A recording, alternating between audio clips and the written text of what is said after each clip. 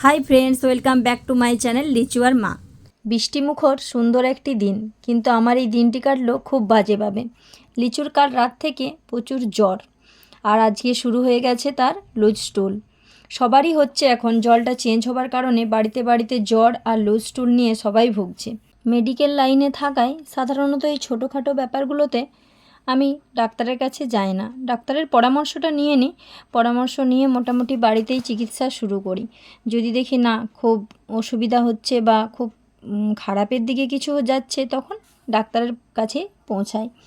তাছাড়া ঘরেই আমি ট্রিটমেন্ট শুরু করি। তো টেম্পারেচার দেখলাম 102°F, তাহলে যথেষ্টই জ্বর আছে। ওই জন্য এই যে জ্বরের ওষুধটা এখন ওকে দিয়ে দিই। জ্বরের ওষুধটা দিলে জ্বরটা কমলে মোটামুটি ওর একটু ভালো লাগবে। আর ওআরএস তো ওকে মাঝে মাঝে দিতেই হবে। অসুস্থতার সময় বাচ্চাদের আদর একটু বেশিই বেড়ে যায়। সব বাচ্চাই মায়ের কাছে খুব আদরের, খুব যত্নের হয়, তবু অসুস্থতার সময় যেন ওদের আদরটা আরও বেশি বেড়ে যায়। লুজ স্টুলের মেন ওষুধই হচ্ছে ওআরএস, কেননা অনেকবার লুজ স্টুল হলে শরীরটা তো ডিহাইড্রেশন হয়ে যায়, জল শরীর থেকে বেরিয়ে যায়। ওই জন্যই ওরাল রিহাইড্রেশন সল্ট, মানে এটা শরীরকে রিহাইড্রেশন করার জন্য, শরীরের জলের পরিমাণটা ঠিক রাখার জন্য বা শরীরকে ঠিক রাখার জন্য ওআরএসটা অবশ্যই দরকার। আপনাদেরকেও বলে রাখি, যে কোনো বাচ্চা থেকে বড় যেই হোক না কেন, লুজ স্টুল হলেই মোটামুটি ওআরএসটা আগে দিবেন। তারপর তো মেডিসিন ডাক্তারের পরামর্শ অনুযায়ী দেবেনই অবশ্যই। এবারে ওকে আরেকটা ওষুধ দেবো, এই ওষুধটা খাইয়ে ওকে ঘুম পাড়িয়ে দেবো, কারণ একটু ঘুমাতে হবে। ভালো ঘুমালো না, আগেও একটু ঘুম পাড়ানোর চেষ্টা করলাম, কিন্তু কিছুতেই ঘুমটা হয়নি।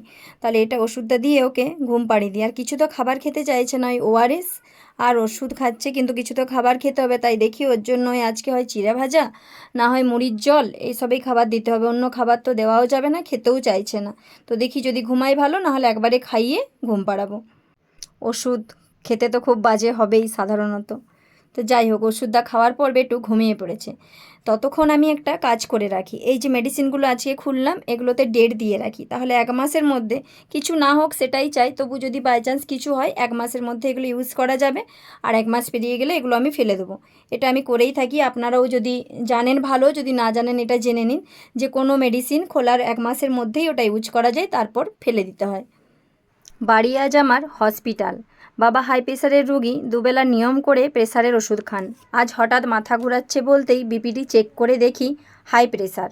বাবা মেডিসিন খাবার পরও প্রেশার সাধারণত এরকমই থাকে, বরং বেশি থাকে। তাই বাবাকে জিজ্ঞেস করলাম অন্য কোনো অসুবিধা লাগছে না তো। বলল না, সেরকম কিছু লাগছে না, ঠিকই আছে। একটু শান্তি পেলাম শুনে। যাই হোক, লিচুও এখন মোটামুটি সুস্থ, আর বাবার তো মেডিসিন চলবেই। তবে খেয়াল রাখতে হবে, প্রেশারের রুগীদের কখন কি হঠাৎ করে হয়ে যেতে পারে, তাই অবশ্যই খেয়াল রাখতে হবে। কিছু অসুবিধা হলেই দেখতে হবে প্রেশারটা বেশি আছে কি না। এই যে বাবার প্রেশার 133/91 mm/Hg। তো বাবার প্রেশার এর থেকেও বেশি থাকে, আজ মোটামুটি ঠিকই আছে। আর এই ডিজিটাল বিপি মেশিনে সবাই বলে এটাতে ফুল আসে, কিন্তু না, মোটামুটি 3বার রিডিং নিলে যদি প্রায় একই কাছাকাছি আসে, তাহলে সেটা ঠিকই আছে। কারণ আমাদের মেডিকেল লাইনে এখন ডিজিটাল থার্মোমিটার বলুন, ডিজিটাল বিপি বলুন, সব কিছুই ডিজিটাল। অতএব ডিজিটালের যুগে ডিজিটাল দেখতেই হবে, কিছু করার নেই। তারই মাঝে চলছে এই যে খুদের দুষ্টুমি। সে আজকে ঘর ঝাড় দিবে। কি করছো তুমি? ঝাড়? তুমি ঝাড় দিতে জানো? দাও, ঝাড় দিয়ে দাও, দাও, ঘরটা ভালো করে ঝাড় দাও। আজকে লিচুর ডিনার চিড়ে ভাজা, ওটা খেয়েই ওকে আজকে ঘুম পাড়িয়ে দেবো। এইসব মেডিসিন খাওয়ার পরও বেটুর লুজ স্টুল কিন্তু কমেনি, তাই বাধ্য হয়ে বিফিলেক্স স্যাচেট নিয়ে এলাম।